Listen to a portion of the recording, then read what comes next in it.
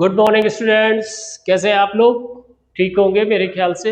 और जहाँ भी हैं आप पढ़ते रहिए और एसजे वीडियो लेक्चर सीरीज को देखते रहेंगे तो आपका पूरा कोर्स क्या होगा वो कंप्लीट हो जाएगा।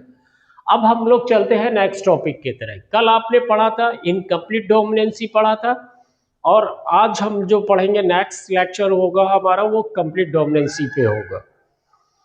जो कंप्लीट डोमिनेंसी है that is given by the Mendel. ये मेंडल के द्वारा दिया गया था यहां पर तो हम इसको कह सकते हैं मेंडेलियन जेनेटिक्स। जबकि incomplete dominancy that one is given by the occurrence और उसको बोलते हैं नॉन मेंडेलियन जेनेटिक्स बोलते, क्योंकि they do not follow the Mendelian rules. तो इसको हम बोलेंगे मेंडेलियन जेनेटिक्स बोलेंगे। बेसिकली क्या है, इसे हम कहते हैं लॉ ऑफ डोमिनेंसी कहते हैं। बेसिकली अगर हम देखें यहाँ वास्तविक रूप से तो इसे लॉ ऑफ डोमिनेंसी कहेंगे यहाँ पर, ठीक। लेकिन एक्चुअली में क्या है कि मेंडल के जो रूल हैं वो केवल दो ही हैं, एक लॉ ऑफ प्योरिटी है और यह सेग्रीगेशन है, ठीक। दूसरा जो है वो इंडिपेंडेंट असॉर्टमेंट है।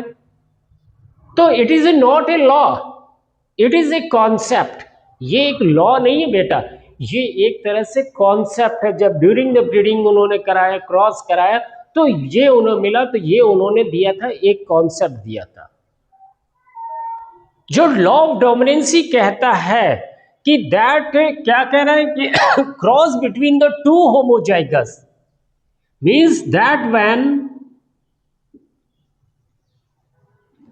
जब हम कराएंगे व्हेन टू होमोजाइगस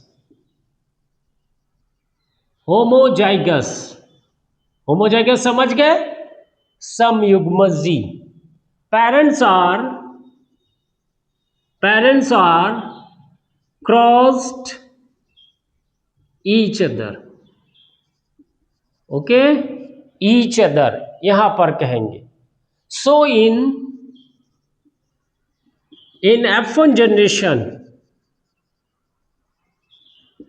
जनरेशन जो F1 पीढ़ी होगी, यहां पे one allele express itself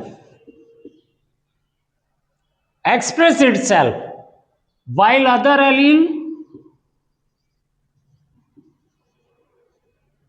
allele do not, वो नहीं प्रदर्शित कर पा रहा है। यहां पर देखिए क्या है इसका मीनिंग। जो लॉ ऑफ डोमिनेंसी है, प्रभाविता का नियम है, उसके अनुसार कहते हैं जब हम समयुग्मजी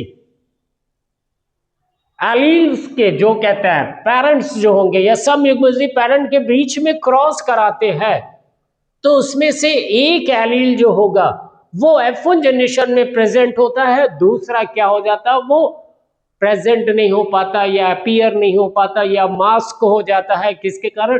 डोमिनेंट एलील के कारण। ये वर्ड बोला कि so in the F1 generation one allele express, जो अपने को एक्सप्रेस कर रहा है यहां पर, वन एलील एक्सप्रेस, जो एक्सप्रेस कर रहा है उसे आपने क्या बोला बच्चा? डोमिनेंट बोला यहां पर। दूसरा कह रहे हैं हम वर्ड यूज करो while other express do not, जो अपने को एक्सप्रेस नहीं कर पा रहा है उसको हमने क्या बोल दिया? रिसेसिव कह दिया, अप्रभावी कह दिया यहां पर। क्लियर? तो ये देखिए इसका यहां पे चार्ट है। होमोजाइगस मतलब कि when the zygote consist of the similar type of the allele, एक समान प्रकार के एलील हो। जैसे कि जब बायो के बच्चे क्लासरूम में पढ़ेंगे जूलॉजी और बॉटनी तो वो होमोजाइगस कंडीशन होगी कि सब एक ही स्ट्रीम के बच्चे हैं। जब केमिस्ट्री पे आ जाएंगे तो केमिस्ट्री की क्लास में मैथ भी पढ़ता है और बायो का भी बच्चा रहता है, कॉमन सब्जेक्ट, तो वहां पे हम लोग कंडीशन उस क्लास की हो जाएगी हेटेरोजाइगस। वही चीज ऑर्गेनिज्म के साथ है कि ये जो हो गया ये होमोजाइगस है, ये क्या होगा? ये भी होमोजाइगस है। यहां पर कैपिटल टी है, यहां पे स्मॉल टी है। ये होमोजाइगस कंडीशन हो गई। मतलब this one is the tall and this one is the dwarf, ये डाफ हो गया, डाफ माने बौना, मतलब इस जाइगोट में दोनों ही एलील क्या है, सिमिलर है, कैपिटल टी यहाँ पे स्मॉल टी, यहाँ पर स्मॉल टी। जब इनको हम क्रॉस कराएंगे तो क्रॉस कराने पे हमको F1 जनरेशन पे क्या मिलेगा, कैपिटल टी और स्मॉल टी मिलेगा, means this one is the toll. ये टॉल कैसा है, ये हाइब्रिड है, ये क्या है, ये हेट्रोजाइगस है, यहाँ पर ये विषम युग्मजी है, यहाँ पर मतलब यहाँ पे दो कंट्रास्टिंग कैरेक्टर है, एक कैपिटल टी बेटा, दूसरा क्या है, स्मॉल टी है, दो अलग अलग लक्षण है, one is the dominant, one is the recessive. Homozygous में दोनों ही डोमिनेंट होंगे या दोनों ही रिसेसिव होंगे, ठीक। तो जब हमने इनका सेल्फ पॉलिनेशन कराया, सेल्फ पॉलिनेशन मींस स्वपरागण, जब हमने इनका स्वपरागण कराया तो F2 जनरेशन में हमें क्या मिला, जो फिनोटाइप रेशियो, जो जीनोटाइप रेशियो हमें मिलेगा, यहां पर देखिएगा जीनोटाइप में क्या मिला, कैपिटल टी स्मॉल टी और स्मॉल टी, ठीक। अगर हम ये रेशियो कितना हमारे पास, 1 का 2 का 1 का है,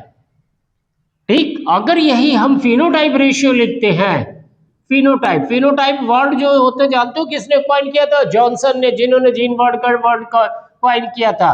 अगर फिनोटाइप रेशियो देखेंगे तो ये क्या होगा, 3:1 का रेशियो आएगा। 3:1 का रेशियो कैसा आएगा कि 3 जो हमारे पास मिले हैं वो टॉल मिले हैं और 1 हमें क्या मिला है बच्चा, वो डाफ मिला 3:1 के रेशियो में, क्योंकि हम फिनोटाइप के लिए देख रहे हैं, एक्सटर्नल कैरेक्टर देख रहे हैं। लेकिन हम जब जीनोटाइप देखेंगे तो यहाँ पे तीनों जो टॉल हैं, जो टॉल मिला है उस टॉल में रेशियो हमें मिलेगा 1 मिलेगा, एक टॉल होमोजाइगस होगा और जो 2 टॉल होंगे वो हेट्रोजाइगस कंडीशन में होंगे यहाँ पर, और एक जो डाफ होगा वो क्या होगा, होमोजाइगस कंडीशन में होगा।